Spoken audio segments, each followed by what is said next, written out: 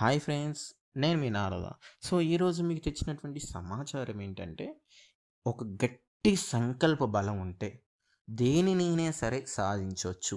ఇది జరుగుతదా? ఇది అవుతదా? ఇది చేయగలమా? అని చెప్పేసి అనుమానం అనేది లేకుండా ఎంతటి బలమైనటువంటి కోరికనైనా సరే గట్టిగా అయినటువంటి సంకల్పం ఉంటే అది నెరవేర్చవచ్చు అని చెప్పినటువంటి ఒక కథ గురించి ఈరోజు మీకు నేను వివరించబోతున్నా. ఒక గురువు, అతని శిష్యుడు ఇలా వీళ్ళిద్దరూ ఒక నదిలోకి వెళ్ళి స్నానం చేసి తిరిగి ఇలా వస్తుండగా ఒక చెట్టుని చూసి ఆ గురువు తదాస్తు అని ఒక వరాన్ని ఇస్తాడు.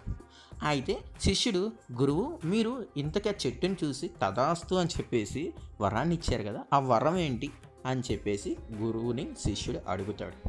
అప్పుడు ఆ గురువు ఎలాంటి ప్రతిఫలాన్ని ఆశించుకోకుండా తన దగ్గర వచ్చిన వాటన్నిటికీ ఆశ్రయం ఇచ్చినటువంటి ఆ చెట్టు ఈ రాజ్యానికి చక్రవర్తి కావాలి అని చెప్పేసి కోరుకుంది.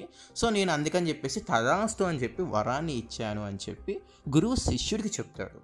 అప్పుడు శిష్యుడు, ఒక చెట్టు ఒక రాజ్యానికి రాజుగా అవుతుందా, చక్రవర్తి పరిపాలిస్తుందా, ఇది సాధ్యమేనా అని అనుకుంటూ శిష్యుడు అలా మనసులో తలుచుకుంటూ వెళ్ళిపోతాడు. నెక్స్ట్ డే మార్నింగ్ శిష్యుడు అలానే మనసులో దాని గురించి ఆలోచించుకుంటూ వస్తుంటే ఆ చెట్టు దగ్గరికి రాగానే ఆ చెట్టు కూలిపోవడం చూసి ఇది చక్రవర్తి అవుతుందా అంటూ గురువు చెప్పిన మాటల్ని గుర్తు తెచ్చుకొని నవ్వుకుంటాడు. కొన్ని రోజుల తర్వాత ఆ చెట్టు పాదుకల రూపంలో శ్రీరాముని పాదాలకి వెళ్తుంది.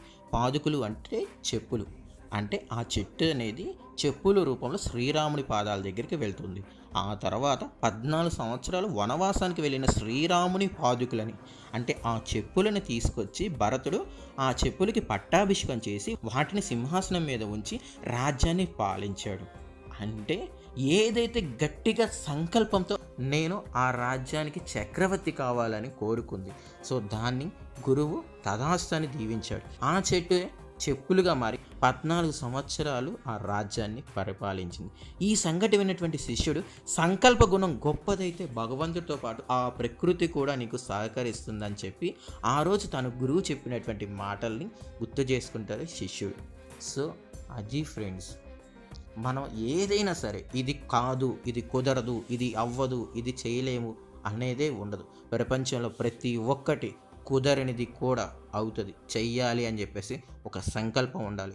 ఓటమి వస్తున్నా కానీ, అవమానాలు వస్తున్నా కానీ, నువ్వు చేయలేవు అని చెప్పేసి అందరూ అంటున్నా కానీ నిలబడాలి, కొట్టాలి, గెలవాలి. అదే ఈ కథ సారాంశం. గట్టిగా ఏదైనా అనుకుంటే మాత్రం తప్పకుండా నెరవేరుతుంది. సో అది ఈరోజు మనది ఇచ్చినటువంటి సమాచారం. నా మాటలు, నా సమాచారం వినడానికి మీరు ఒక్కరే కాకుండా మీ మిత్రుల్ని, మీ సన్నిహితుల్ని కూడా ఇక్కడికి తీసుకురండి, ఈ ఛానల్కి తీసుకొని రండి. చాలా చాలా కబుర్లు నారాయణ నారాయణ అనుకుంటూ ముందు ముందు చెప్పుకుంటూ ఉందాం. ఎవరైనా సరే కొత్తగా వచ్చి ఉంటే మాత్రం సబ్స్క్రైబ్ అయితే చేసుకోండి. And thank you for your supporting. Narayana.